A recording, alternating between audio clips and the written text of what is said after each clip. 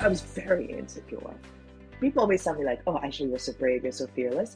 I'm like, no, no, no. I'm full of lots of fear. I just have courage, and I'm crazy. Honest, courageous, and a little bit crazy? It may sound surprising, but that's the recipe for success for my inspiring guest on this episode of what used to be called the Experience Podcast. I'm Elizabeth Pearson Garr, and my podcast is now called What It's Like To. The substance is exactly the same, only the name has changed. So if you've ever wondered what it's like to do or be or experience something really amazing or unusual, this is the podcast for you. If you already follow or subscribe to the Experience Podcast, you don't need to do anything. You're now automatically following What It's Like To. And if you aren't already following us, please do. On to this episode. We discover what it's like to start and run a global beauty brand. Aishetu Fatima Dozie, or Aisha, as she says all her friends call her, spent the first 2 decades of her career in finance. Then she made a big change. I'm just so grateful for you being here because I'm fascinated by your story and I'm inspired by it also. So thank you for making the time.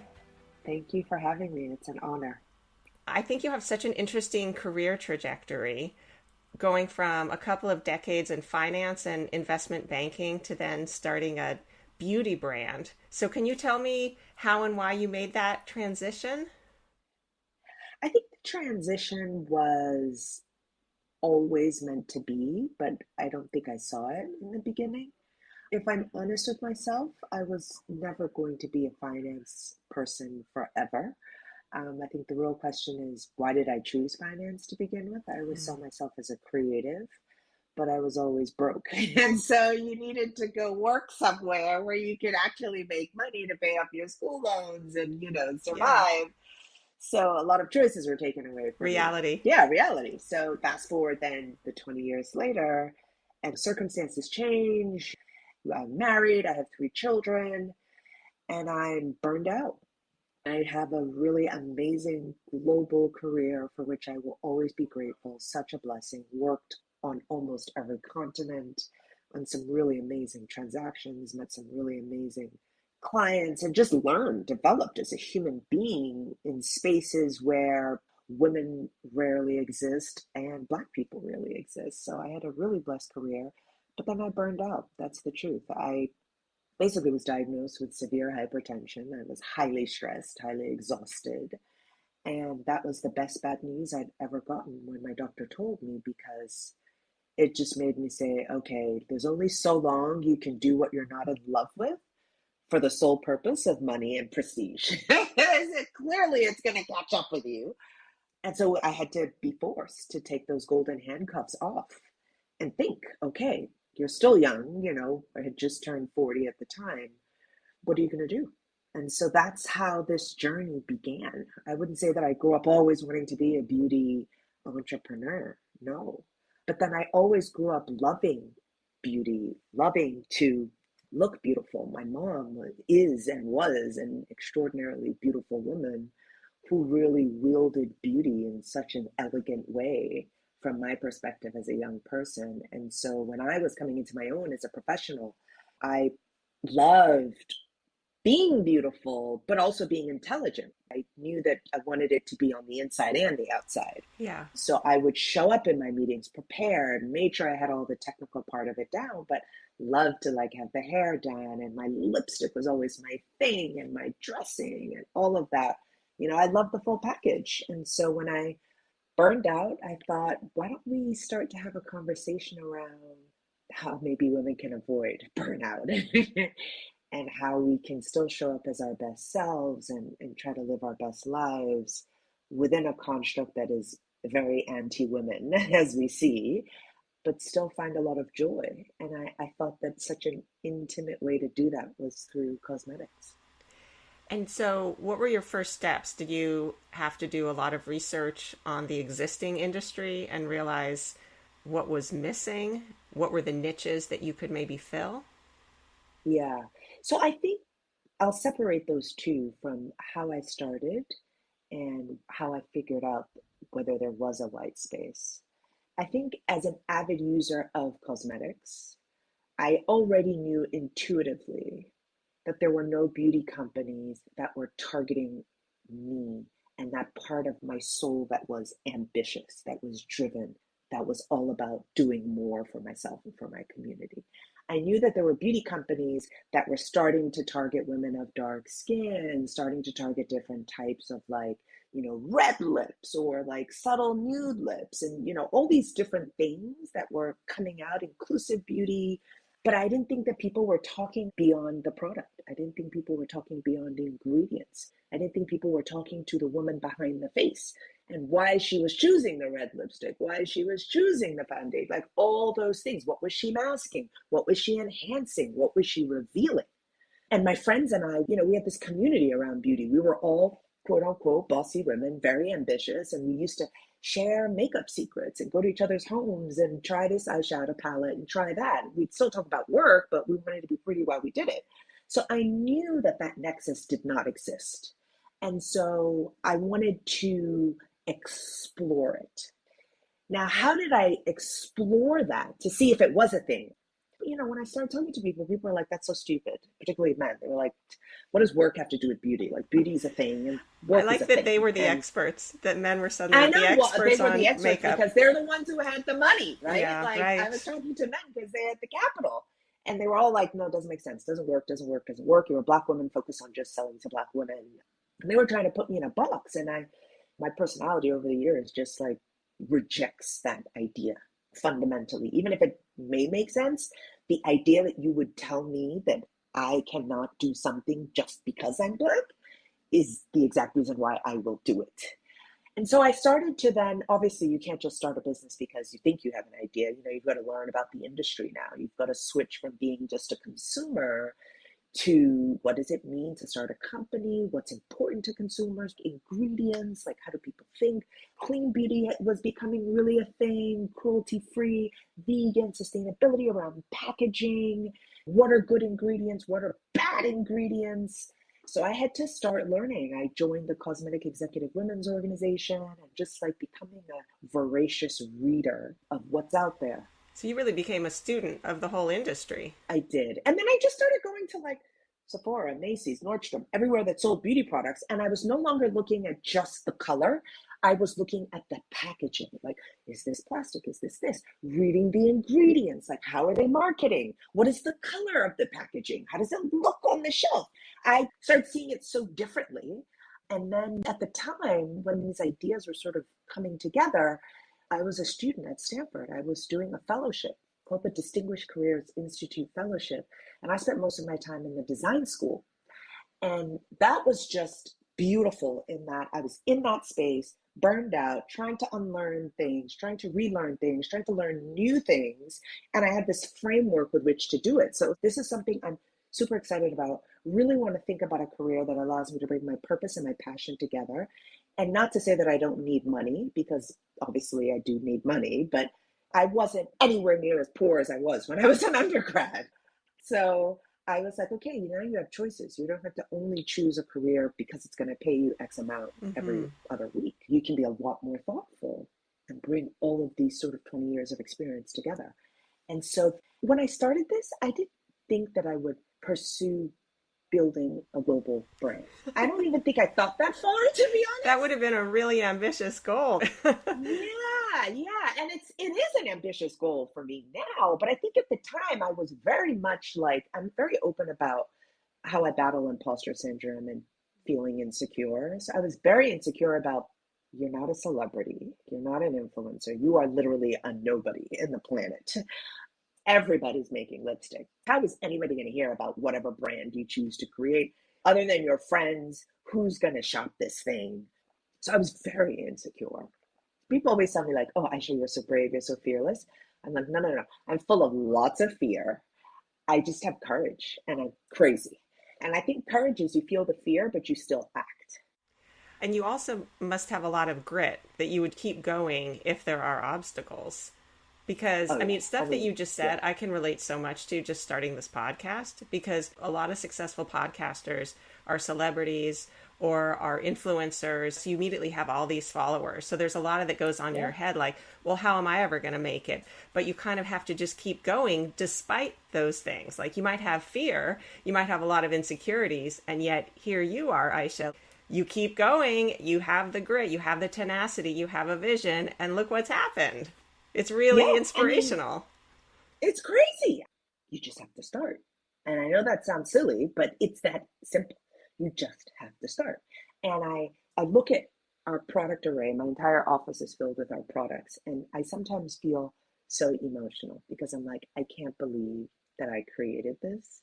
These literally came from my mind down to the actual color of the rose gold. My designer and I were in northern Paris with a smelter cooking up the right color. Wow. Every single part of this brand is just what I'm creating. I'm literally pouring myself into it. But it didn't start this way. And so personal. It's so personal. But our first set of products, they were just plain plastic see through with like a black cap and just like the ugliest logo we had designed that I paid like online $99 to do. Because I was still in the, I'm just going to start. Is this a thing? Can it be a thing? So literally just start. So you started, but then you kept at it and you kept learning as you went along. And you make mistakes. And this is the point about grit and resilience is that you will make mistakes. That's part of the learning. Yeah. You will have failures. You will have lawsuits. If you're lucky, you'll make it through. I've had a few myself. So, I mean, you'll have all sorts of stuff. There's got to be a part in you that's like crazy. You've got to have that part in you that will fall down, will suffer from imposter syndrome, but will always have this other part of you that's like, get up. All right, you've cried enough. Get up. You've wailed enough. Like, let's go. Let's fight. And when the pandemic hit, I literally thought we would go out of business. It is still a shock to me that we are still in business. Because So how long had you been in business before March 2020? A year?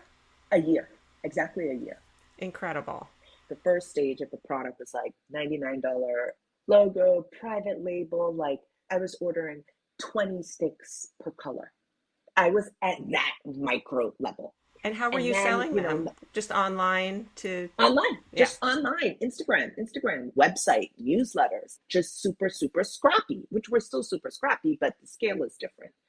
And selling the 20 colors of the red and the 20 of this and the 15 of that and the 10 of this color. Like it was that small. And all of the products were here. I'd get an order, package it, walk over to the post office myself. I know the local post office Oh, I super well. love it. Yeah.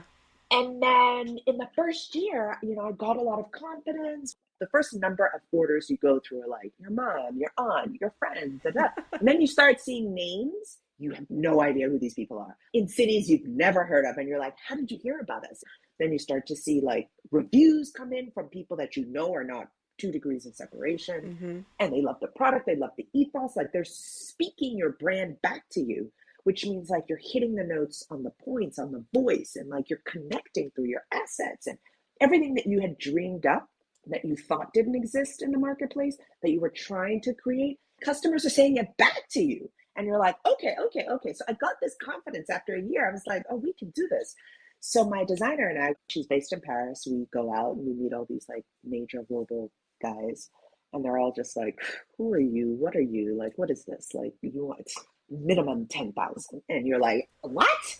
Yeah, these minimum order quantities are huge. And these are people who are producing for like the big guys. And here I am, tiny nobody. And a couple of them decided to work with us. But I literally had not fundraised at that time. Well, had tried to fundraise, was not successful. So just like took the bank account, wrapped it all up, and paid for all this stuff. And then the pandemic hits. Oh. So you have all this So inventory? yeah, some is stuck in China, some is stuck in Italy. And the two places that were the worst hit is China where and my Italy. production was. Oh. I am getting goosebumps even talking about it. I literally felt not only was the world under the forces of a plague, like I was personally plagued. Because it wasn't just your business, but financially, you had personally poured your savings into this. Everything. Gone, gone, gone, gone, Oh, gone. Put it all that's so in these scary. like three collections that we had designed that were so beautiful. And as I said, you have minimum order quantities. I mean, they're gorgeous and they're now bestsellers, but And it was all they were lipstick at this time? no. So one was liquid lipstick, one was a bullet lipstick, which was one of the products that was selected as one of Oprah's favorite things. Yes. Yeah, I want to So talk these are about the that. bullet lipsticks. And then we had our very first eyeshadow palette. Okay. So those were all in the pandemic terror. They were all in various, and you can't call people and say, where's my 10,000 this or where's my 20,000 that when they and their families are dying. So you don't make those calls. All you do is email people and say, are you okay? Sure. So I thought that we would celebrate our first anniversary with this launch. Do you know when these goods arrived? Literally December 31st. They were supposed to arrive in February. And at this point, how big is the company? How many people are working for you? Oh, it's just me. Wow. So Yeah. 2020 was stressful. Oh my God. And I had a lawsuit. Oh, over the name. Yeah. Is that right? Tell me about the name. Can we just back up a little because I love I I had a love the lawsuit name. when I had no product to sell and no business. And I still was facing a lawsuit. So that's why I say it is shocking to me that I am still in business. And that you have the joy for it. I think a lot of people might have crumbled and said like, "Okay, here's my white flag. I give up. I can't do it anymore." And you just keep I did do rising. that. No, I did do that, but I didn't finish it. So I did want to give up. I did have the right flag. I was going to wave it. I had given up. I had crumbled and I had said, it doesn't make sense. It's not worth it. Nobody's going to wear makeup ever again. The world is coming to an end anyway. And I'm facing a lawsuit. Like these must all be the signs. I don't even have the product to sell. Don't know when it will ever come. Like just wind the company down and go back to finance. Like this is dead. And then you're like, but actually, no. And then I started saying, I remember having a conversation, I think it was with my lawyer, because he was walking me through my options. And I was really leaning towards just giving up the name. And if we can ever get these products, figure out how to sell them and just wrap it up and figure out what I was going to do. And I said to him one day, I was outside, I said, I feel fake. I feel like I started this business telling the truth about confidence building in women and how, yes, we deal with imposter syndrome, but we can't give up. We've got to fight. We deserve a seat at the table. We deserve wealth. Like one of my favorite saying is nothing ever goes wrong when a woman is wealthy. I'm always open about wanting to see women be rich, be bosses, have power and influence. It is something that is deep, deep, deep in my soul, so important to me. And I'm just giving up. And I got off the phone with him and I was like, no. Then I would have just been lying. And so I said to myself, I'm going to fight and challenge this lawsuit. I don't know if I'm going to afford to do it since all my money's tied up in inventory, but I'm going to have to figure it out. I'm a brilliant woman, so I'm going to have to do a lot of the legal stuff on my own. But I'm going to fight. And if the company dies after the fight, then I can say that I was bossy. Like I did show up for myself Yeah. and fight for myself, but I lost, as opposed to just not fighting and giving up. So the lawsuit was over the name of the company. Is that right? Yep. And what happened to the lawsuit? So I've had two lawsuits. The first one has since faded by a woman who was challenging the use of the name. And then the second lawsuit was by Hugo Boss, or at least the cease and desist or whatever they wrote me. We're still on it, but we are in a much better place. We're not suing each other. We are in a very amicable part of things. I think they were very concerned about use of the word boss, which is contained in Bossy. Our legal company is actually called Aishetu Beauty. We own the trademark of Aishetu, but we do business as Bossy Cosmetics. So we're in final discussions. Hopefully that won't be an issue for them. But it's been 2 years. This is a whole area you probably didn't even think you were going to have to become an expert in. No, When you started, no. you thought, well, let me learn the whole beauty industry and what my customer, what the marketplace might want. And then suddenly you become a legal expert, IP expert. Yeah, I had to challenge because I couldn't afford to pay. Yeah, the first lawyer I had, he was terrible. So I fired him and then I had no counsel. I wrote all the legal briefs to fight the first woman myself.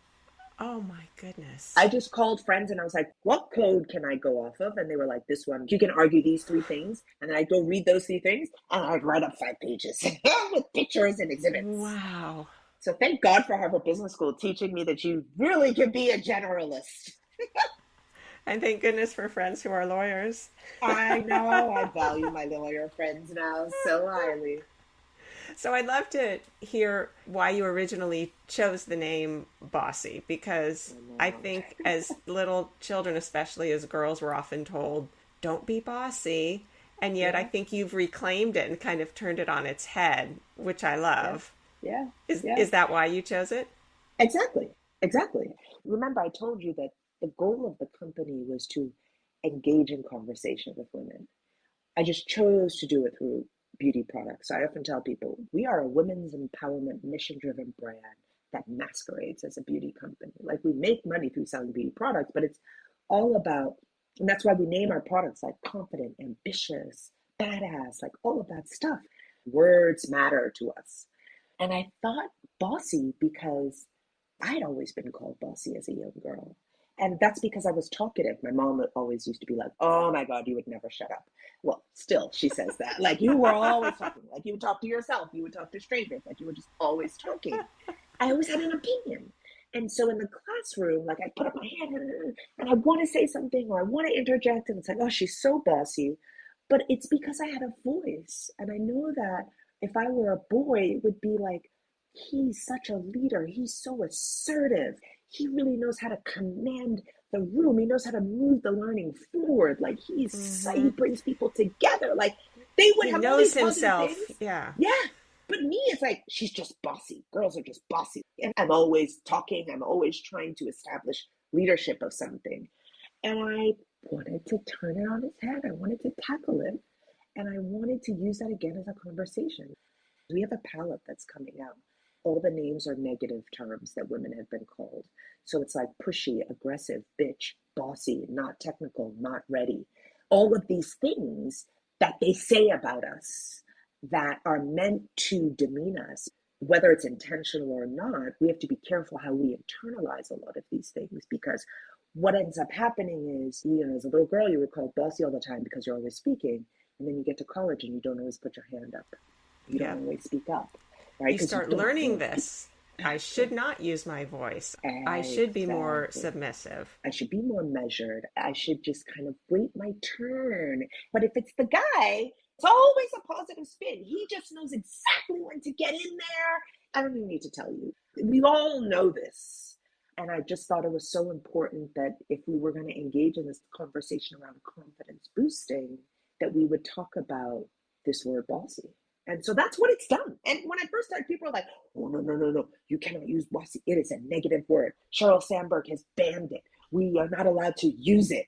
And I was like, Sheryl Sandberg can't tell me what to do. No, she's not the arbiter of all language. She's not the arbiter of language and English.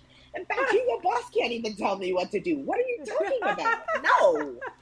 It's an English word, guys, and we're going to talk about it, and we're going to flip it on its head, and we're going to teach young girls. So I love speaking to young girls.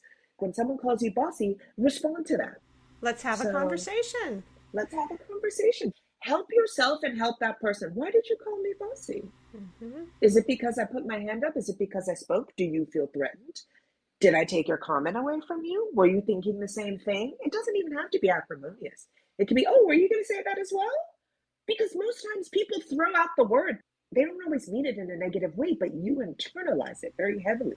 Maybe. What does that mean to you? What do you mean by that? Yeah. That just sort of starts the conversation of, is this a negative term to you or not? Let's all use our voices as much as we can. I hate the shrinking violet phenomenon, the older the girls get. My son told me one day that he didn't like this particular girl. And I said, well, why don't you like her? She's lovely. He's like, she's so, I don't want to say it. I said, go ahead and say it. She's so bossy. I started laughing. And I said, why is she bossy? And he said, oh, we were playing Foursquare, some game they play. And she did something that he thought she did against the rules. And she was arguing that she didn't do it. And I was like, your little brother is constantly playing this game and constantly fighting. But you've never called him bossy. Why is she bossy? And he couldn't explain it. So it starts very young. Yes. I said, you've never called your younger brother bossy. He's always fighting when he's playing Foursquare. And he's more aggressive than she probably was. But she's the one that's bossy? So there is an inherent, why is she challenging us? Because she was the only girl in the game. Mm-hmm. It was threatening. Yeah. So I would like to go kind of into your office. And when you think about creating a new product or a new line, what is the process for you? How do you do that? I know it starts probably with creativity, but then literally, like you talked about going to Paris and, working on the colors, but how do you actually go from idea to a new product? Oh, it's very multifaceted, honestly. I try to talk a lot to our customers about what they want to see, what they think our next product should be. I look a lot on the search history of our website. Like people will be asking, do you have a lip liner? So if Oh. you start seeing a lot of questions around lip liner, then you know, okay, people are looking for that. Now, first, obviously, starting from the customer, I try to stay as close as possible to the customer. I do a lot of personal customer outreach. I'll email you and say, hey, I saw you bought Ambitious recently. What do you think about it? What don't you like about it? Do you use it on your cheeks as a blush as well? Like, just lots of different conversations to find out, like, do you wear blush? What do you think about blush? So it generally starts from the customer. And then it starts with, like, where's innovation happening in the market? Like, what kind of ingredients? Like, what are people liking? If it's blush, are they liking cream blush? Are they liking powder blush? What are the differences? What kind of skin types really work well for that? So I also look at innovation in the marketplace. And then there's this extra little special thing, which is what I call my inspiration.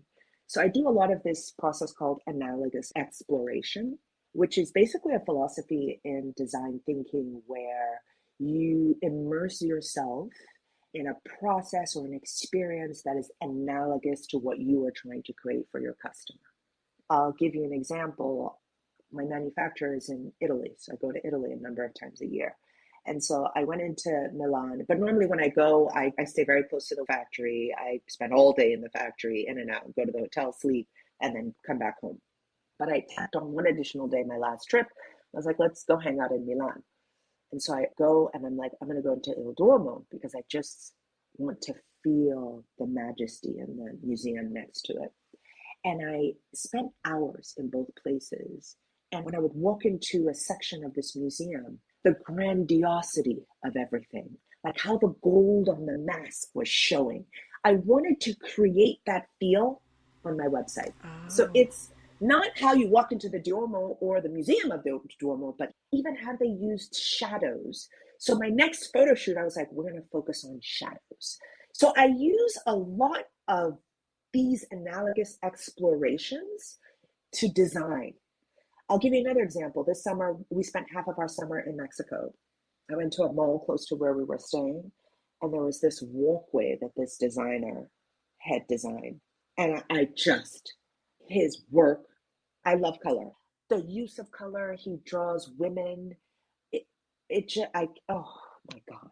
And so now I'm chasing the guy because I want him to design a palette for me because I want you to see that design when you open a box because it's so bossy.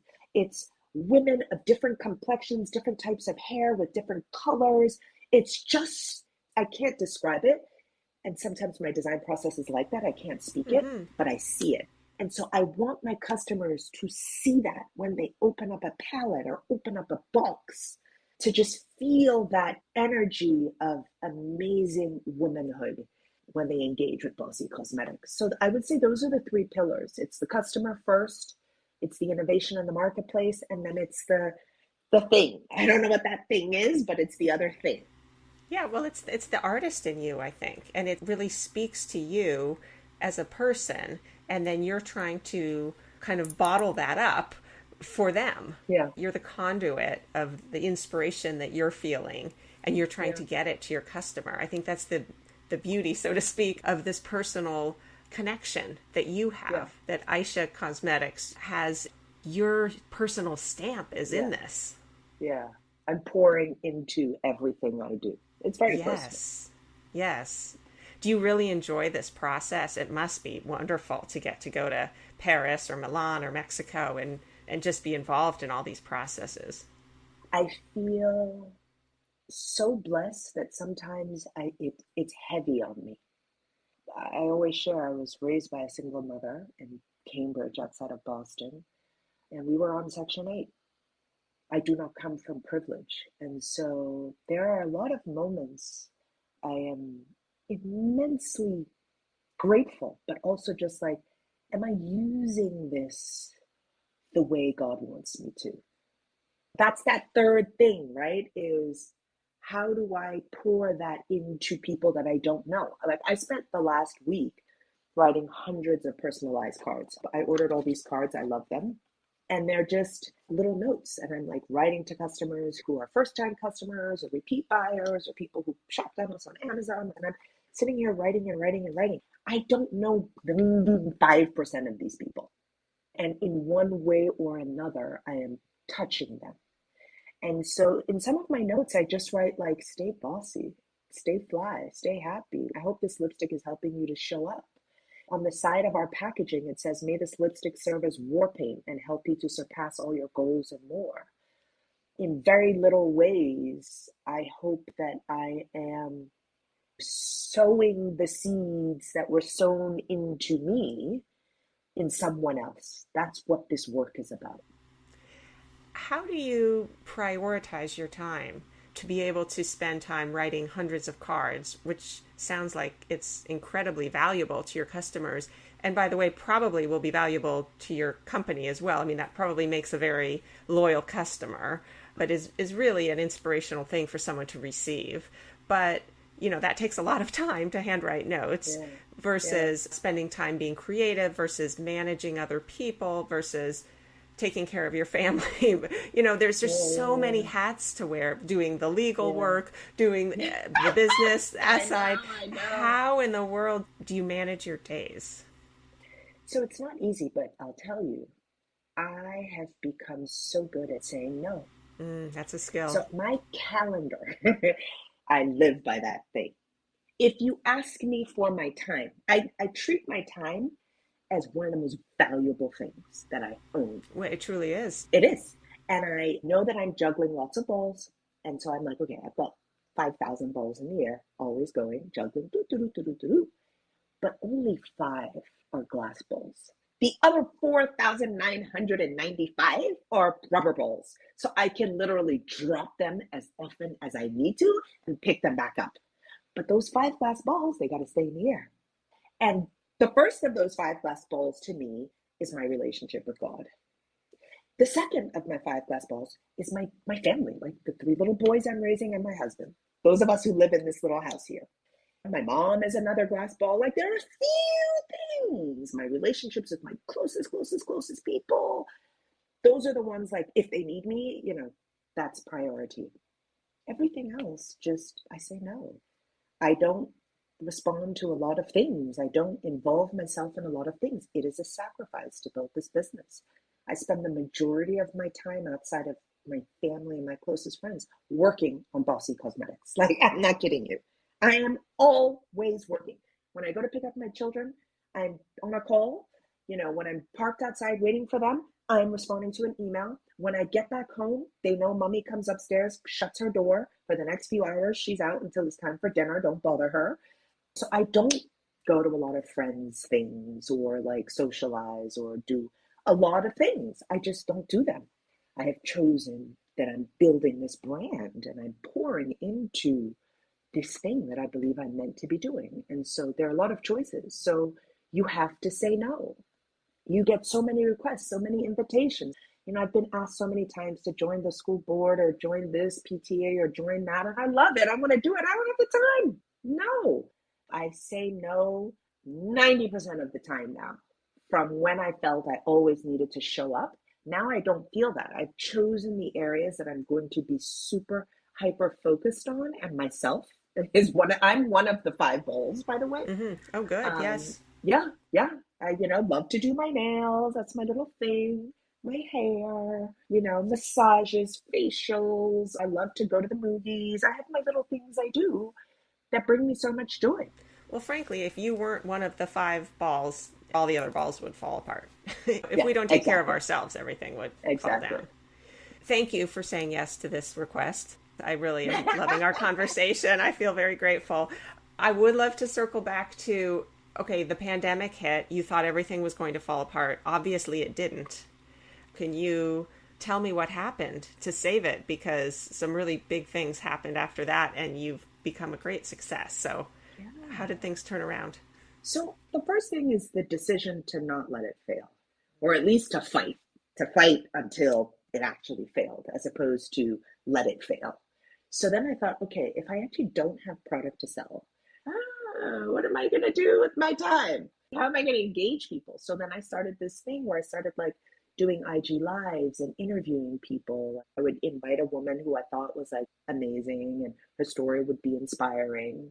And I would just interview her for like 30 minutes to an hour and share that content on Instagram. We'd write up a newsletter about it and talk about why we thought she was an amazing person.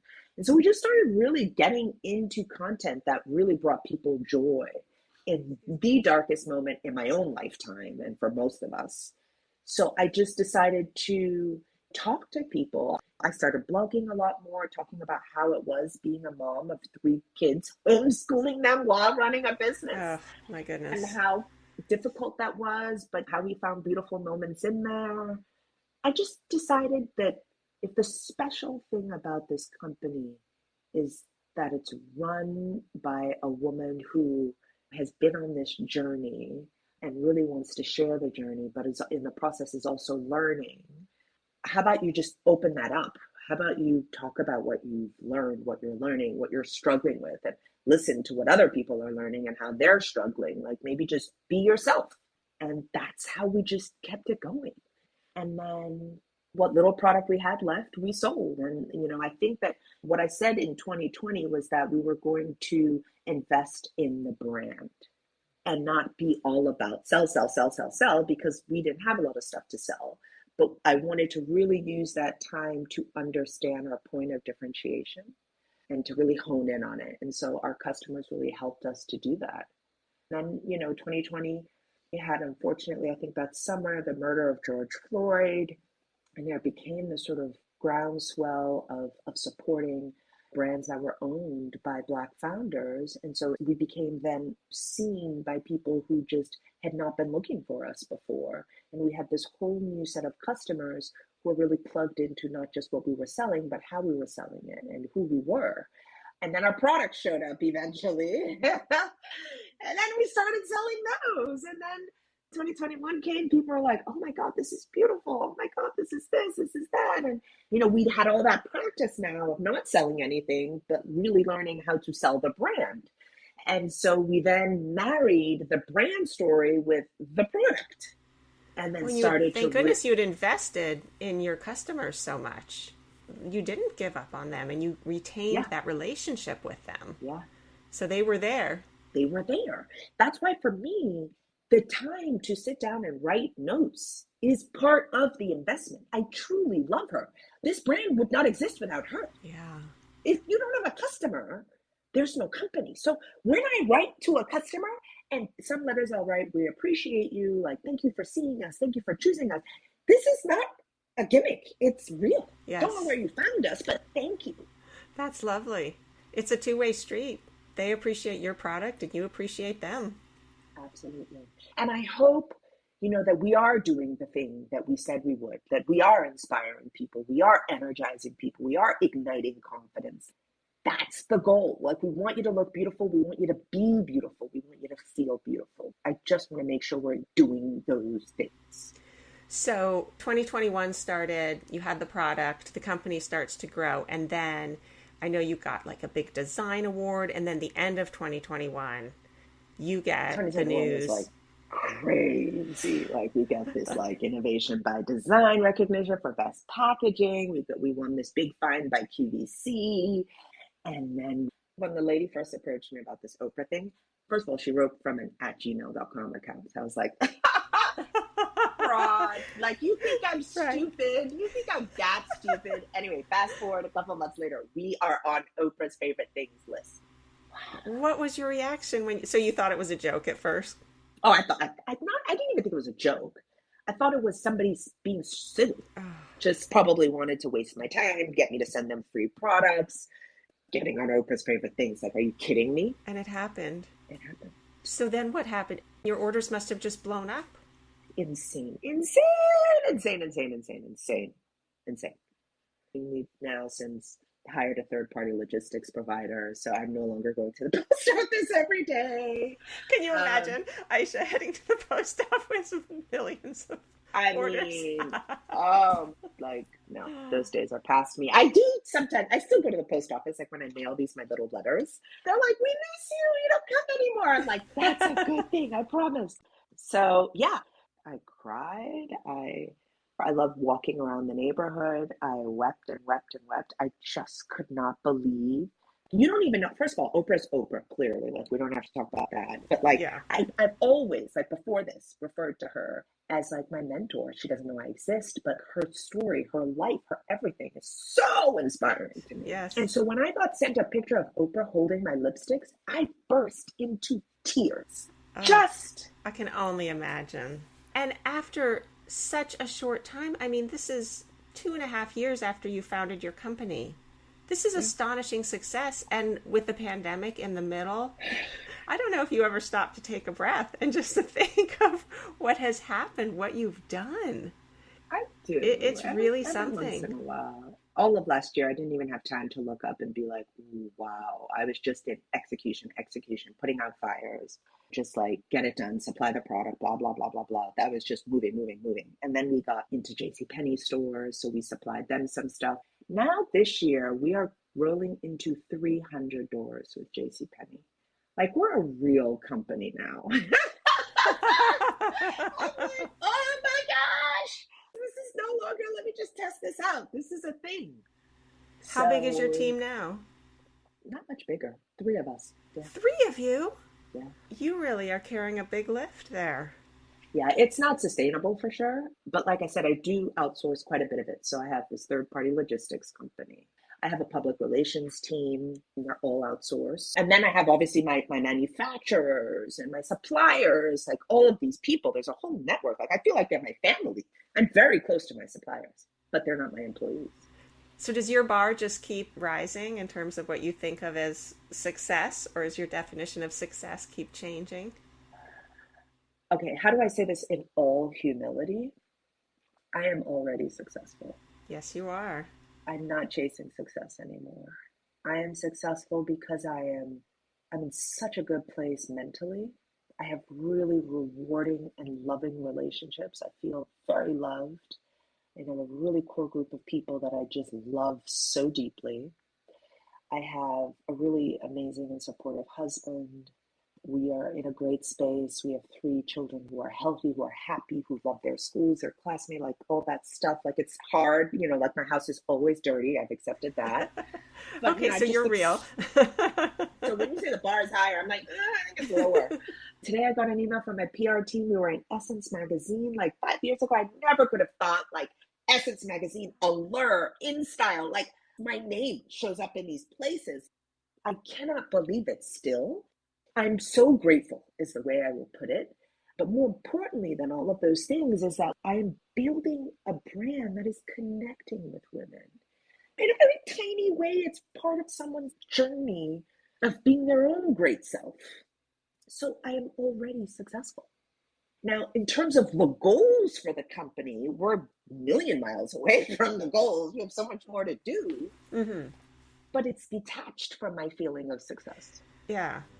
Thank you so much for taking the time. I've Thank really you enjoyed for having this. me. I really appreciate it. I'm going to take so much of what I've learned from you and incorporate it into my own life and be more of a bossy woman myself. That's right. And I really feel inspired by your story. And so thank you for showing us what your grit and resilience can do. Thank you, Elizabeth. It was great chatting with you. Aisha inspired me in so many ways, and I feel like her story of perseverance and not giving up on herself is such great role modeling for me and my kids. As she said, courage is when you feel the fear, but you still act. I could have had a very long list of takeaways from our conversation. Here are just a few. Number 1, there's only so long you can do something you don't love for the sole purpose of money and prestige. 2, sometimes unexpected news is actually useful information you can use for making a productive change. 3, it may feel intimidating to start something new, especially if people have told you you'll never make it work, but you just have to start. Simple as that. 4, you will make mistakes. That's part of the learning process. If you have grit and resilience, you'll keep going and make it through. 5, every voice and opinion is valuable. Use yours. Listen to and respect other people's. 6, knowing when to say no is an important skill, not only for a business's growth, but for your own personal growth. And finally, number 7, a little bit of crazy can serve you well. As Aisha said, time is valuable, and I'm so grateful she shared some of hers with me. If you'd like to learn more about Aisha and about Bossy Cosmetics, please go to our website, whatitsliketo.net, and go to the show notes for this episode. You can also listen to all of our past episodes there and find out how to follow us on social media. If you want to listen to another great woman who started her own business, check out episode 18, where Rebecca Firth shared what it's like to be a food blogger and cookbook writer. And if you're enjoying this podcast, please subscribe and tell a friend about us. I'm Elizabeth Pearson Garr. Thanks for being curious about what it's like.